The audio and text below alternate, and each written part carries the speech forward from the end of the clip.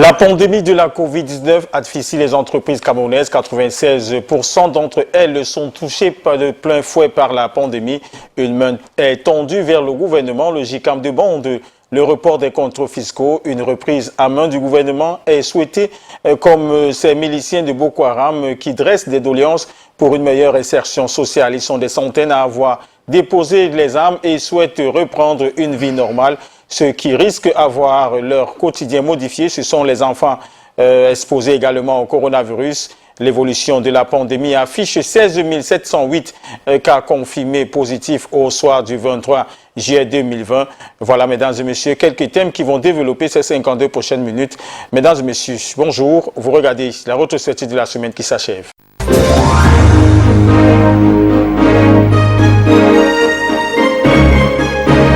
Crise économique due au coronavirus, le JICAM sollicite le recours du gouvernement. 76,6% des entreprises camerounaises sont frappées de plein fouet par les effets dus à la pandémie du coronavirus. Le JICAM demande un report des contrôles fiscaux.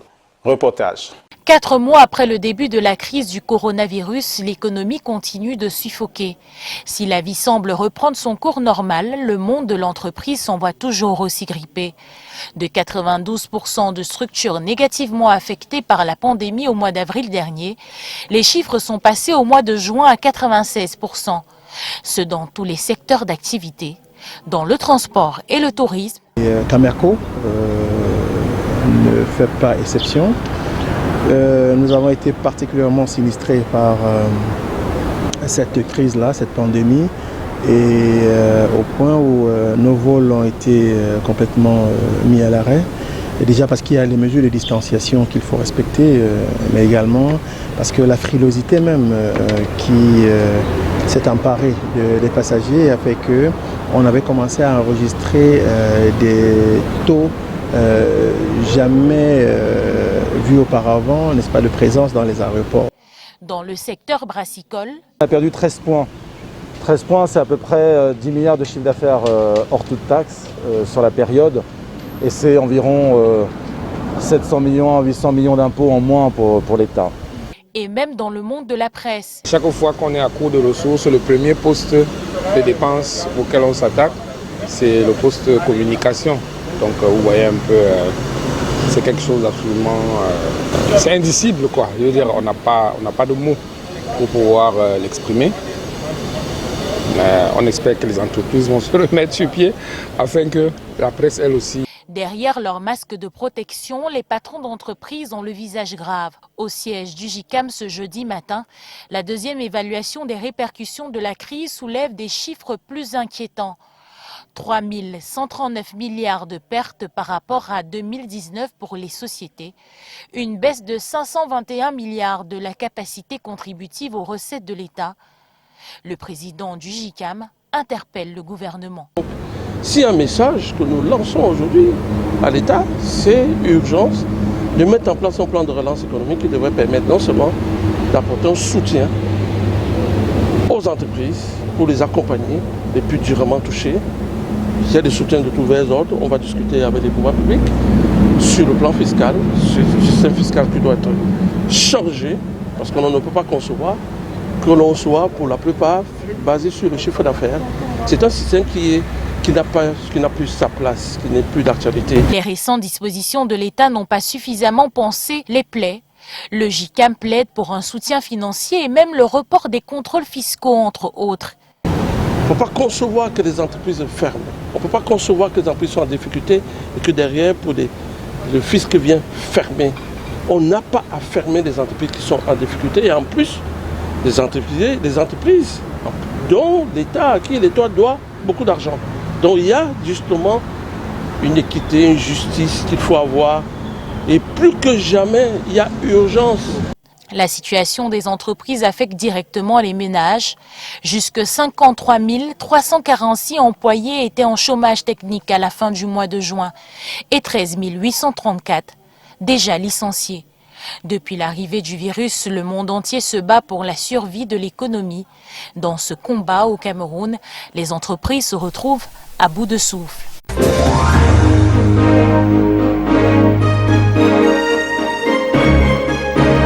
pour parler de cette actualité, nous recevons sur ce plateau Serge Mpele, économiste et de transport. Bonjour Serge. Bonjour Robert et merci de m'avoir invité. Et que vous suscite la sortie du JICAM? La sortie du JICAM est tout à fait normale. C'est la représentation du patronat camerounais qui a donc un regard attentif sur le paysage des entreprises et des menaces ou des risques auxquels ces entreprises sont confrontées depuis le début de cette pandémie. Je pense également que quand j'ai dit que le patronat est dans son droit, il faut également comprendre que au regard du caractère mondial de cette crise, les gouvernants, les États se sont fortement impliqués à travers le monde et je pense qu'au Cameroun, le chemin n'a pas été différent. Nous avons vu clairement le 30 avril dernier la décision spéciale du gouvernement prescrite par le président de la République qui visait donc à assouplir, voire même à accompagner les entreprises face à ce contexte inédit avec une pandémie rapide et sévère. Donc il y a eu des mesures atténuantes, des mesures d'accompagnement qui ont été annoncées par le gouvernement et parmi lesquelles, si j'ai bonne mémoire, sur les mesures qui avaient été annoncées, il était demandé la suspension au titre du second trimestre 2020 des vérifications générales de comptabilité, sauf en cas de comportement fiscal suspect.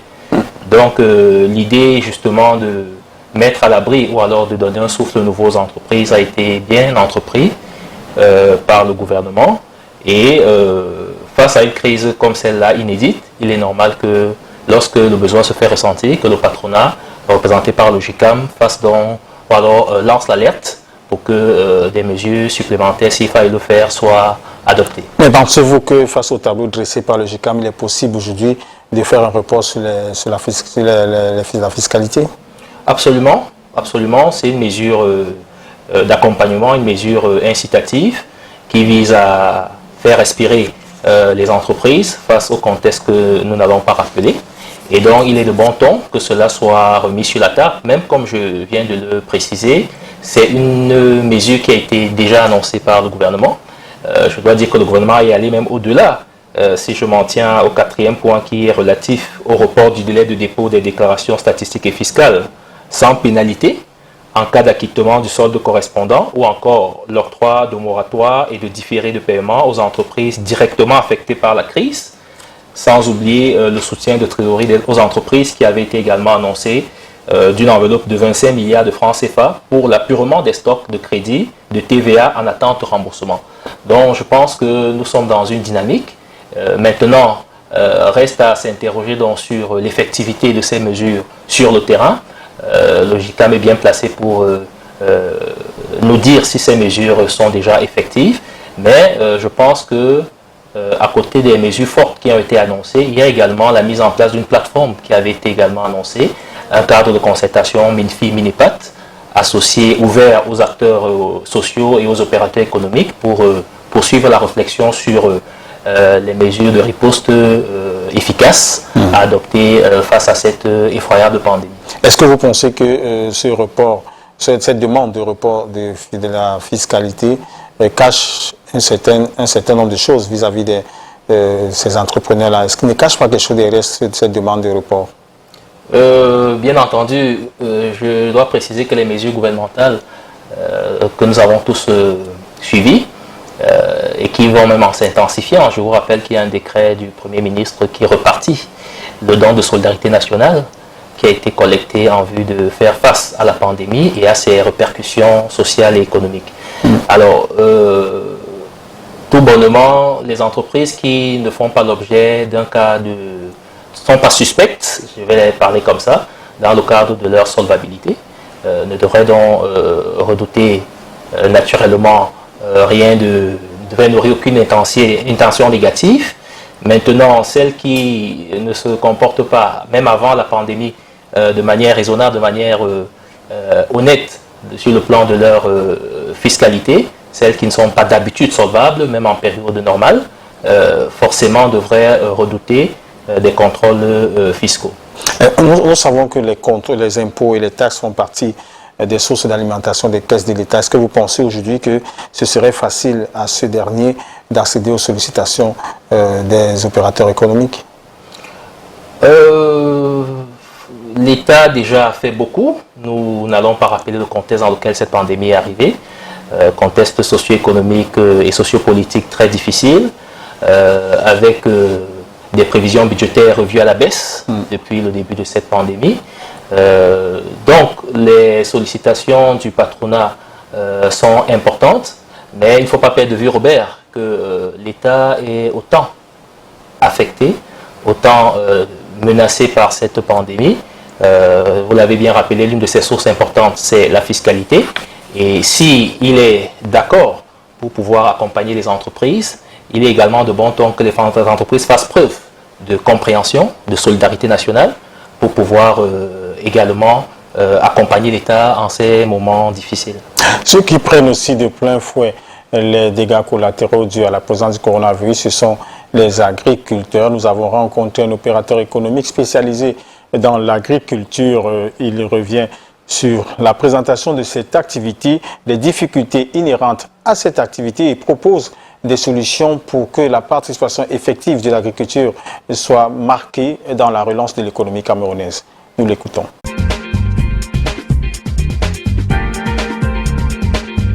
Il faut dire que l'agriculture, c'est un secteur très important pour notre pays, d'autant plus que nous avons une croissance démographique qui est exponentielle au niveau de l'Afrique, au niveau du Cameroun aussi. Donc il y a des bouches à nourrir, les gens mangent tous les jours, que ce soit en période de guerre ou en période de Covid. Donc c'est un pan très important de notre économie qui est un vivier d'emploi important. Je crois qu'il occupe 62% de la population active. Cependant, son manque d'intégration avec l'industrie agroalimentaire locale, du fait qu'on a beaucoup d'importation des produits, le manque d'accompagnement au niveau des financements, surtout au niveau des banques. Vous savez qu'aujourd'hui, ceux qui opèrent dans l'activité du commerce ou bien de l'industrie réussissent quand même à arriver à solliciter des prêts bancaires pour financer leurs activités. Malheureusement, au niveau de l'agriculture, on ne comprend pas encore, au niveau du secteur bancaire, les cycles de fonctionnement des différentes cultures. Et les agriculteurs aujourd'hui ne présentent pas suffisamment de garanties pour être crédibles auprès des institutions financières. On a également un déficit au niveau de l'incubation, c'est-à-dire notamment pour les jeunes qui veulent s'engager dans l'agriculture. Mais cependant, il faut quand même noter qu'au niveau de l'État camerounais, à travers des programmes comme le PEA Jeunes ou alors financé par le FIDA ou alors le programme de développement des chaînes de valeur agricole qui a développé des projets spécifiques pour faire en sorte que ces jeunes-là puissent être encadrés et intégrés dans le secteur.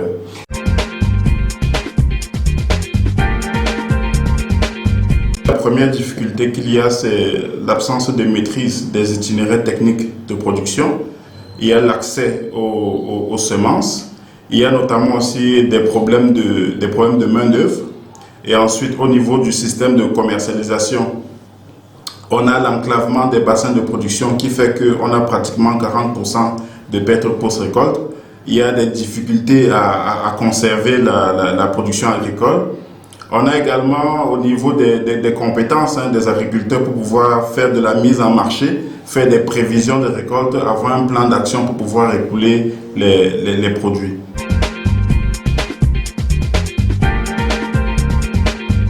À notre avis, il faudrait déjà avoir un système d'incubateurs géants pour former des jeunes et les installer, leur accorder des crédits pour qu'ils deviennent des agriculteurs professionnels. Il faudrait mettre en place des fonds de garantie pour permettre aux banques d'accompagner les agriculteurs, faire en sorte qu'il y ait un accompagnement qui fasse en sorte que les agriculteurs puissent effectivement faire des plans d'affaires, être professionnels. Il y a également les subventions qui sont inévitables parce que vous savez que nos agriculteurs sont en compétition avec d'autres qui dans leur pays bénéficient des subventions et de crédits à long terme. De l'autre côté, il faudrait également limiter les importations des produits, favoriser les cultures locales telles que la banane plantain, le manioc, l'igname, la patate, qui sont des produits de substitution à la consommation de riz qui font l'objet d'importations massives et déséquilibrent notre balance commerciale.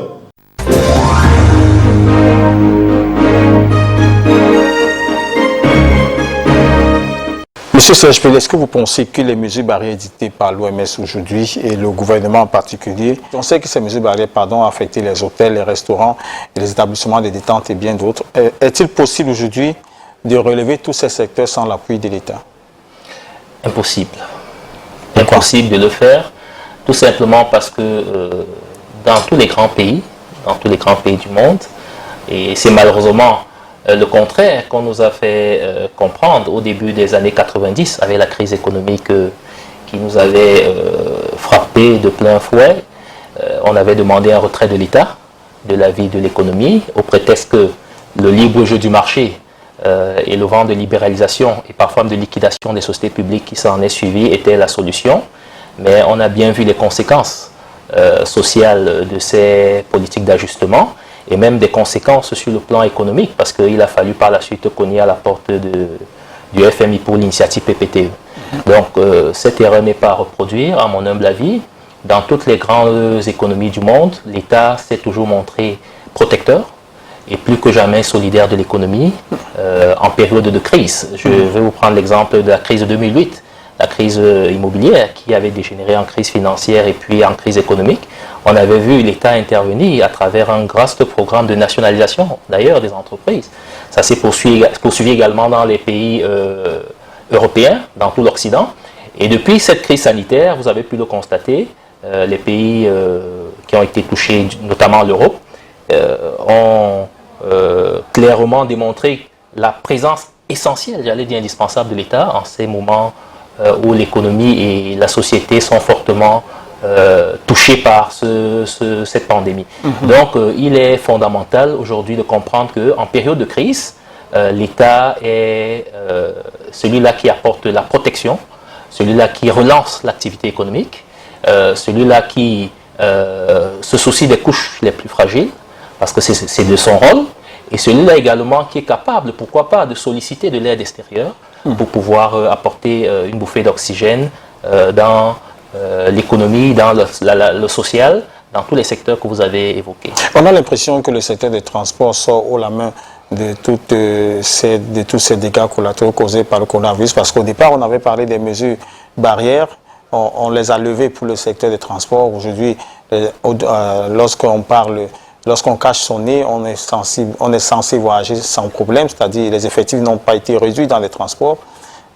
Est-ce que vous pensez aujourd'hui que les transports pourraient, c'est-à-dire les rentes reçues des transports pourraient aider à gérer d'autres secteurs?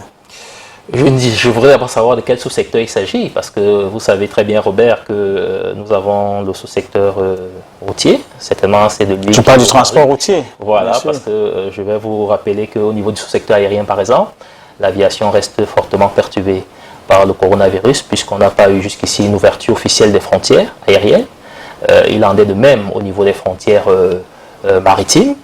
Et je dois également vous rappeler que même dans le sous-secteur routier, on a déconfiné d'une certaine manière pour la reprise des cours, les enfants qui reprenaient l'école et les entreprises, les compagnies de voyage, notamment interurbaines, continuent à subir le prix très douloureux de cette pandémie, parce qu'il faut dire qu'elles ont eu des manques à gagner très importants durant la période de confinement, et elles sont également appelées à faire preuve, depuis que la situation a été levée, de responsabilité, parce qu'il n'est pas question d'opérer la surcharge, parce qu'il faut rattraper les gains perdus.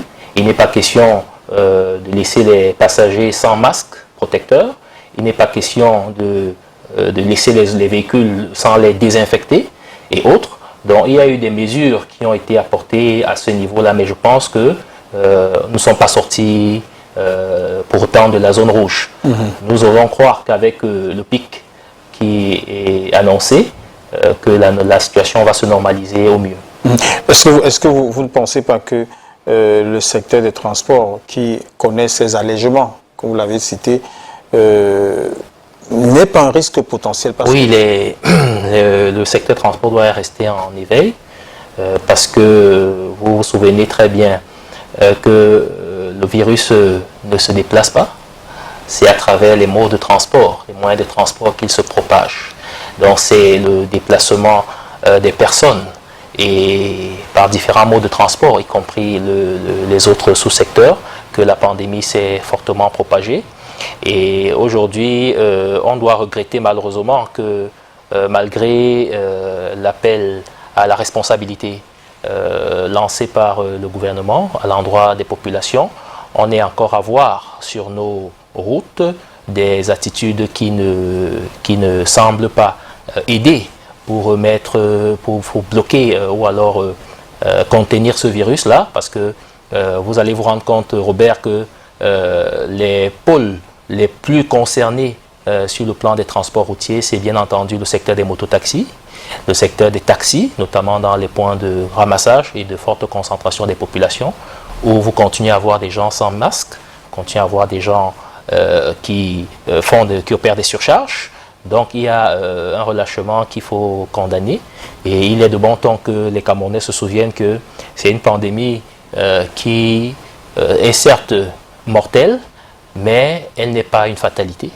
On peut bien entendu on peut la prévenir par des actes responsables. Donc le secteur des transports doit continuer à rester en éveil. D'ailleurs, je crois que la politique du gouvernement dans ce sous-secteur, qui vise donc à continuer à sensibiliser les opérateurs de transport, et surtout, c'est là où je vais chuter, Robert, penser également à la répression, c'est-à-dire imaginer des contrôles accompagnés des forces de maintien de l'ordre qui puissent dissuader ces comportements irresponsables. On a observé que ceux qui payent aussi le lourd tribut de cette maladie, ce sont les cultivateurs qui exportent leurs produits à l'instar de la tomate. Qu'est-ce qui empêche ces cultivateurs de pouvoir transformer ces produits internes et les rendre intéressants? Oui, on ne va pas toujours échapper à la chaîne de transport. Vous savez que même dans l'agriculture, on a besoin de s'approvisionner, on a besoin d'intrants, on a besoin de transformer localement, si cela est possible, ce qu'on produit. Seulement, on a toujours besoin de se ravitailler. Et parfois, les zones d'approvisionnement ou les sources d'approvisionnement ne sont pas locales. Elles demandent une fois de plus des déplacements. Donc, voilà pourquoi il est indispensable que ce problème de pandémie dans notre société soit perçu dans son sens le plus large. Qu'il s'agisse des secteurs de l'agriculture, des transports, des services, de l'hôtellerie et du tourisme, que la responsabilité individuelle puisse accompagner celle de la collectivité. Autre fait majeur qui a marqué la semaine, c'est le constat suivant. La Covid-19 continue d'infecter les Camerounais qui s'illustrent, eux, par des comportements répréhensibles à travers le non-respect des mesures barrières édictées par le gouvernement pour lutter contre la propagation du coronavirus à Bafoussam, en passant par Makenene, Diki, Yaoundé, puis Douala. On les voit par milliers qui foulent aux pieds ces mesures. Pourtant, la pandémie continue de faire des victimes dans notre pays. Reportage. Ils sont de moins en moins nombreux à respecter les mesures barrières édictées par le gouvernement et l'Organisation mondiale de la santé pour stopper la propagation du virus dans les marchés et autres lieux de commerce à Bafoussam.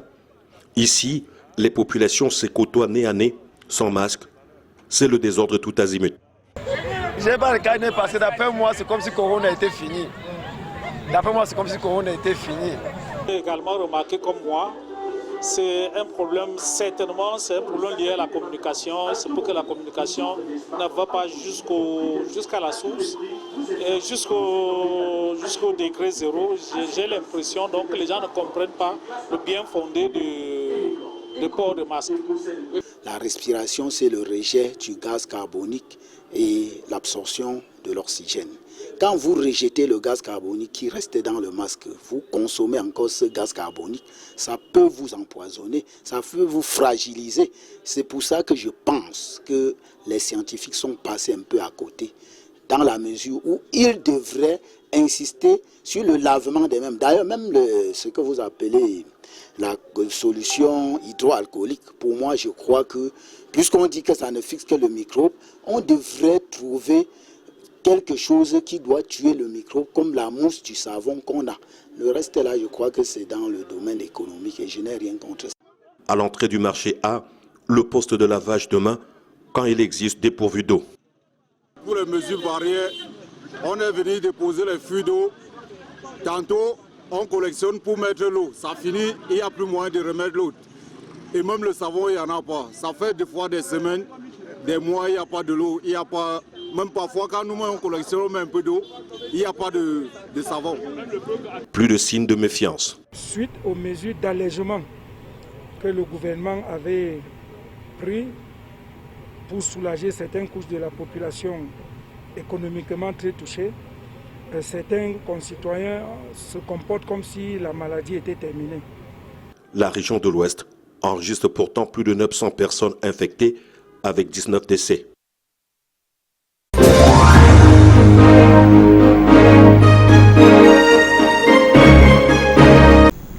Comme nous vous le rappelons depuis quelque temps, la troisième période opérationnelle de notre riposte, dans laquelle nous sommes engagés depuis plus de 4 mois, a pour enjeu majeur le contrôle de l'épidémie en vue de son éradication rapide. Durant cette période, nous devons davantage redoubler de vigilance et poursuivre la pratique des gestes barrières, qui sont nos armes principales contre la propagation de cette maladie. Mesdames et messieurs, le gouvernement de la République consent des moyens importants pour la protection de la santé et le bien-être de ces populations. Ces efforts constants s'articulent autour de l'idéal de préservation du capital humain, indispensable dans l'ambition collective de construction et d'émergence de notre pays.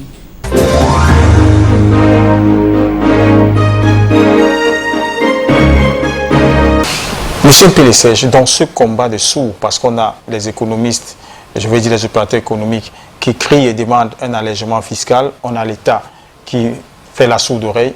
Qui gagne dans ce combat de sourds-là? Bon, je n'accepterai pas de dire que l'État fait la sourde oreille sans être le défenseur du gouvernement. Je pense qu'il y a eu des mesures, je les ai annoncées, on les connaît tous, qui ont été prises. Et maintenant, la crise, elle est sévère. Elle va prendre du temps pour que les entreprises puissent se relever de cet état de choses. L'État également, malgré sa bonne volonté, malgré les efforts et les grandes annonces qui ont été faites jusqu'ici, lui-même est menacé. Parce que je dois vous rappeler, Robert, que l'État est le premier agent économique. C'est quelqu'un qui cherche également des revenus. C'est quelqu'un qui a besoin des recettes pour les redistribuer, pour redistribuer la richesse de façon équitable. C'est quelqu'un qui a besoin d'une certaine confiance à l'échelle nationale mais aussi internationale pour susciter l'attrait des capitaux, dont des investisseurs. Ce contexte ne l'a pas beaucoup aidé. Il a dû faire des sacrifices eu égard à ce qui se faisait déjà ressentir au niveau des contraintes budgétaires liées au contexte que nous avons tantôt évoqué. Donc, il me semble important que nous n'entrons pas dans un jeu de ping-pong entre l'État et les hommes d'affaires ou entre l'État et les opérateurs, les partenaires sociaux, mais qu'on aille plutôt, et je crois que c'est la dynamique qui a été annoncée jusqu'ici par le gouvernement, qu'on aille plutôt vers une plateforme de concertation, une plateforme d'échange, une plateforme de réflexion où des solutions communes sont adoptées pour l'intérêt de tous. Ils ont décidé de reprendre leur vie à main, de mener une vie normale. Eux, ce sont les miliciens de Boko Haram qui aspirent à une vie normale parmi les concitoyens. Le gouverneur de l'extrême nord était à leur chevet. Voici ce reportage.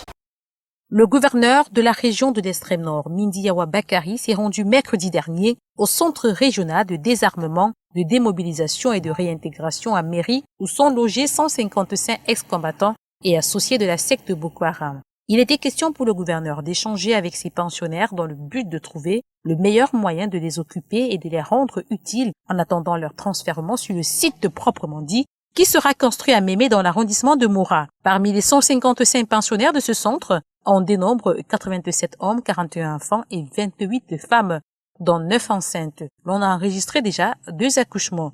Le travail qui a été fait à la force multinationale à Moura, ils sont plus dangereux parce qu'aujourd'hui, peut-être vous ne les connaissez pas encore physiquement, ils viennent même, il y en a qui font des petits commerces, ils vont au marché les vendredis et ils rentrent au camp ici même à mairie. D'autres, les populations sollicitent leur main d'œuvre pour aller dans les champs, faire, les accompagner à cultiver. Donc ils font déjà des petits jobs. Et nous au centre, depuis leur arrivée, comme a dit M. le gouverneur, un détachement a été mis à la disposition du centre. À cet effet, le lamido de Mémé et le chef de 3e degré de Godola ont mis quelques dizaines d'hectares de parcelles à leur disposition pour leur permettre de mener des activités agricoles. Beaucoup d'autres besoins ont été exprimés par ces repentis de Boko Haram qui, en quelques mois seulement, ont définitivement amorcé leur processus de réinsertion. Ils se sont déjà habitués à leur nouvel environnement, à la grande satisfaction du gouverneur Mindiawa Bakari et du chef du centre régional Oumar Bichaï.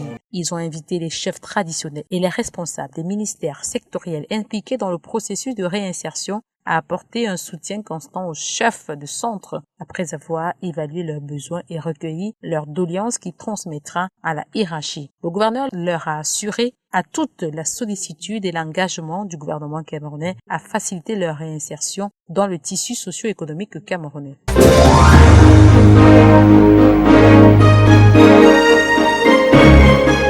Monsieur Serge Pélé, on accuse les opérateurs économiques camerounais de ne pas jouer franc jeu dans la relation des affaires. Que dites-vous par rapport à ça? Ne pas jouer franc jeu sur quel axe, à quel niveau? La déclaration de leur fiscalité. Oui. On les accuse de ne pas être vrais. Oui. Qu'est-ce que vous répondez face à cela? Déjà, Robert, il faut rappeler que nous sommes une économie fortement tributaire de l'informel, une économie, j'allais dire, de débrouillardise, où une grande partie des activités est concentrée dans l'informel, dans des activités clandestines, de survie pour la plupart. Et les entreprises qui pèsent de tout leur poids sur la scène économique et industrielle de notre pays méritent beaucoup d'attention du gouvernement parce que je dois vous préciser que lorsque vous n'avez plus d'entreprise, déjà le peu qui existe, vous avez également des gens qui vont à la rue, puisque c'est des emplois qui sont perdus. Si vous avez des emplois perdus, vous avez des familles qui ne peuvent plus se nourrir.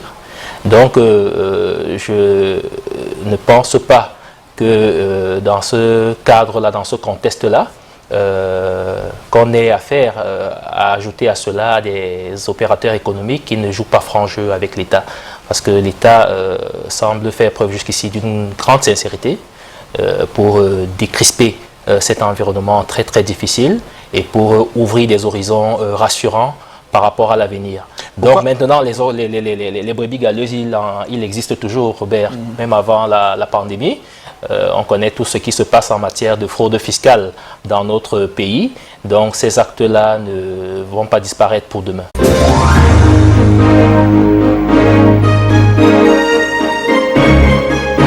Une pièce de 100 francs CFA, un bout de papier hygiénique. C'est autour de ces objets dérisoires que s'est déroulé le drame hier soir à l'agence de Finesse Voyage, basée au lieu-dit douche municipale à Akwa Douala, aux environs de 21h45, où un différend est survenu entre les agents d'entretien des toilettes de l'agence et le maréchal des logis Armel Lipembe. Le gendarme qui souhaitait faire usage de ces lieux d'aisance, mais ne disposant pas de cette pièce de 100 francs, a été pris à partie par les agents. Le ton est monté. S'en est suivi une rixe au cours de laquelle le sous-officier de la gendarmerie a reçu un coup de latte qui lui a été fatal. Deux personnes se sont présentées au niveau des toilettes pour assurer leurs besoins naturels. Au retour, donc, il a fallu payer Et ils ont dit non, ils ont décliné, ils ont dit non, ils ne payent pas. Bon, le jeune homme donc s'est rapproché d'eux, il a dit monsieur, vous allez payer.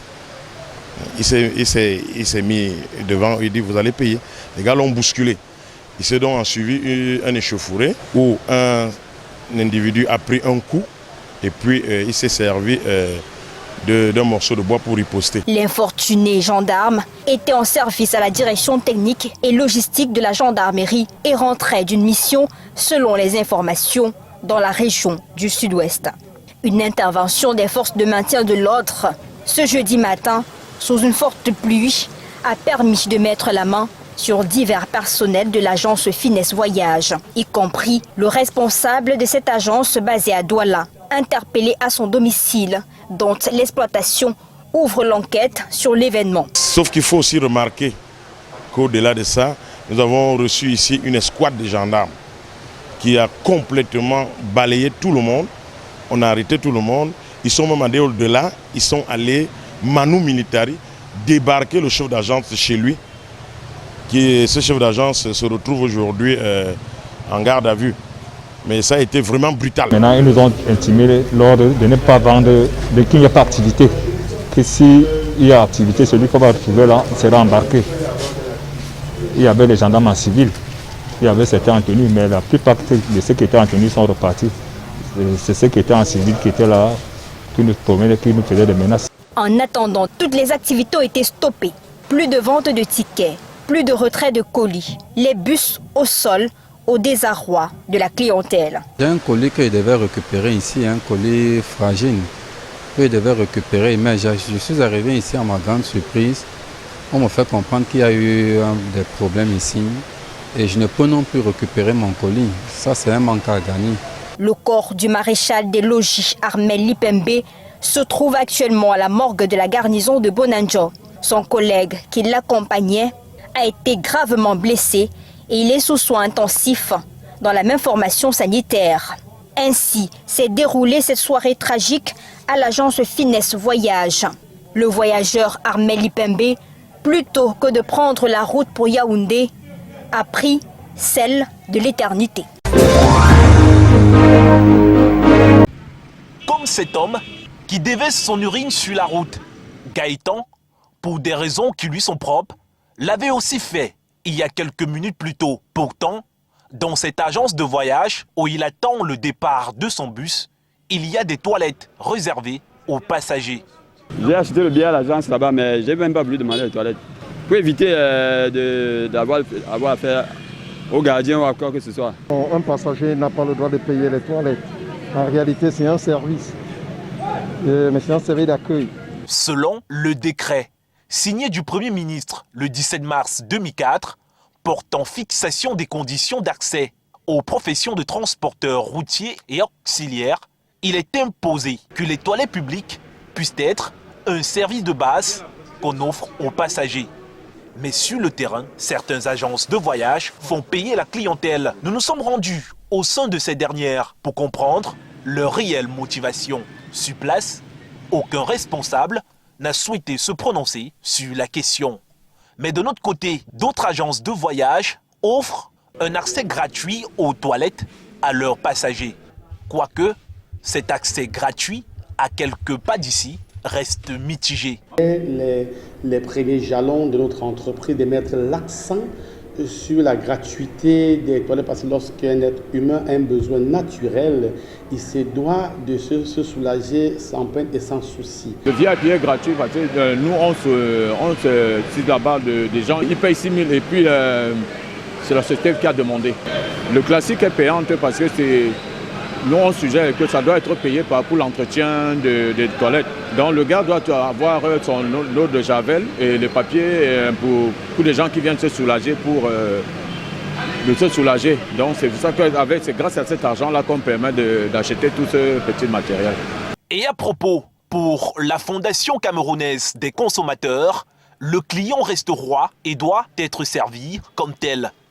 Il est donc hors des questions que les toilettes publiques soient payantes dans les agences de voyage.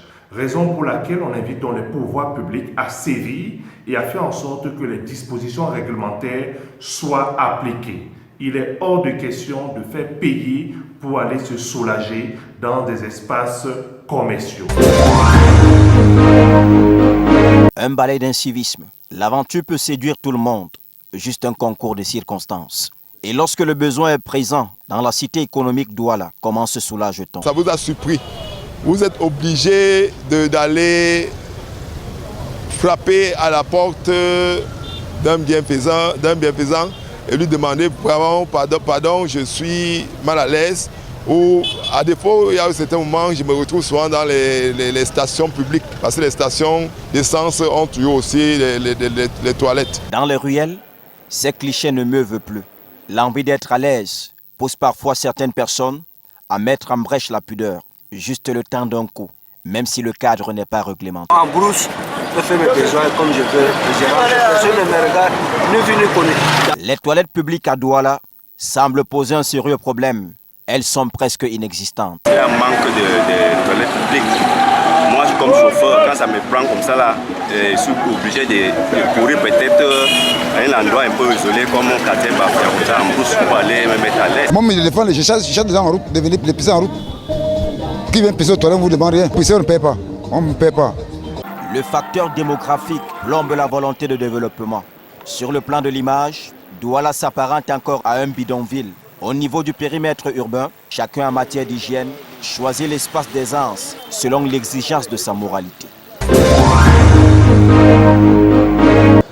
Cette fois, Dieu sans doute n'a pas entendu les cris de lamentation de cet employé de Finesse Voyage, impuissant face à la scellée des locaux de cette agence de voyage à Douala. Désespérément, ses collègues assistent à l'opération. Suite à l'assassinat du jeune gendarme, survenu dans la nuit de mercredi à jeudi, le préfet du Vouri signe un arrêté préfectoral mettant les quais d'embarquement de l'agence Finesse sous scellé pour une durée de 8 jours. Oui, vos agents de sécurité sont gardiens de ces scellés. Bon, pour vos colis, le sous-préfet est là, le préfet est là. Bon. Mais le scellé est gardé par vos agents jusqu'à la levée où je ne sais pas quelle est la décision que l'État va prendre. La mise en exécution de cette décision préfectorale s'est faite ce samedi matin aux environs de 9 h par le sous-préfet de l'arrondissement de Douala 1er, accompagné des éléments de la gendarmerie et de la police. Là où il y a la porte là. Ça ne va pas suffire.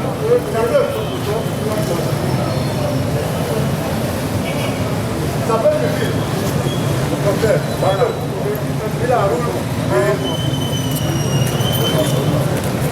Il a par ailleurs été recommandé au service courrier d'être sur le site afin de permettre aux usagers de retirer leur colis. Ce projet de loi a créé beaucoup de remous dans le milieu de la culture. Ça a été adopté malheureusement. Mais déjà, il s'agissait de pouvoir envoyer un signal. Se dit que les acteurs culturels, parmi lesquels les producteurs d'événements, les artistes, n'ont pas du tout été consultés à la hauteur de ce qu'ils souhaitaient.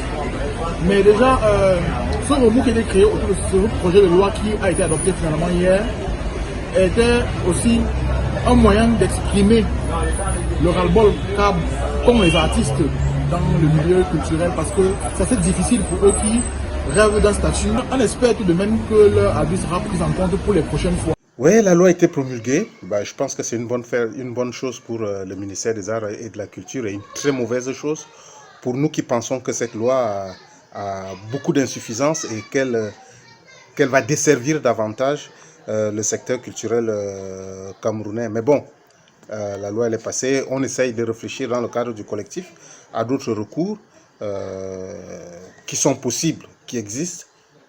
Je ne parlerai pas ici au nom du collectif en attendant qu'on ait une voie commune. Mais moi je pense une fois de plus que c'est une autre loi qui arrive pour le secteur culturel et qui pourrait ne pas servir. On en a déjà deux. Il y a une loi sur le mécénat, il y a une loi sur l'organisation de spectacles. Pourquoi est-ce qu'on n'a pas pris la peine de toiletter ces deux lois et voir ce qui fonctionne et ce qui ne fonctionne pas? On nous apporte une autre loi, on ne va pas développer les industries artistiques et créatives et culturelles avec les associations culturelles. Il faut un cadre. C'est l'ère de la restructuration. Désormais au sein du sous-secteur art et culture, la nouvelle loi régissant les associations culturelles présente une kyrielle d'avantages et innovations. Le chef de l'État a promulgué la loi qui vient réaffirmer, non seulement réorganiser le cadre institutionnel et juridique des arts et de la culture, mais qui va vous permettre d'être structuré pour davantage participer au rayonnement de la culture. Les artistes se réjouissent de cette loi qui vient améliorer leurs conditions de vie et de travail. Depuis sa promulgation le 20 juillet dernier par le chef de l'État, les professionnels de l'art culinaire, littéraire, du graphisme, de la mode et du design, et ceux des 20 autres pôles culturels, défilent au ministère des Arts et de la Culture à l'effet de dire leur gratitude au président de la République. La plupart du temps, les professionnels de la mode et du design sont ceux qui sont dans les événements, mais après les événements, n'ont rien à gagner. Cette loi donne une opportunité, donne des avantages, cadre le secteur. Et il est nécessaire de dire aujourd'hui, merci au chef de l'État, par cette loi qui a démontré qu'il est attentif aux cris de ses enfants, aux cris de plus de 3 à 4 millions d'acteurs dans le monde de la mode et du design, qui se mettent chaque jour dans ce travail. Nous avons bien relevé que ceci nous ouvrait, nous personnellement, de l'association des écrivains, la possibilité de retrouver un statut que nous avons perdu en chemin, celui d'être reconnu d'utilité publique. Ce que l'on appelle désormais la loi du 20 juillet permettra un meilleur déploiement des artistes et donc une nouvelle identité de la culture camerounaise.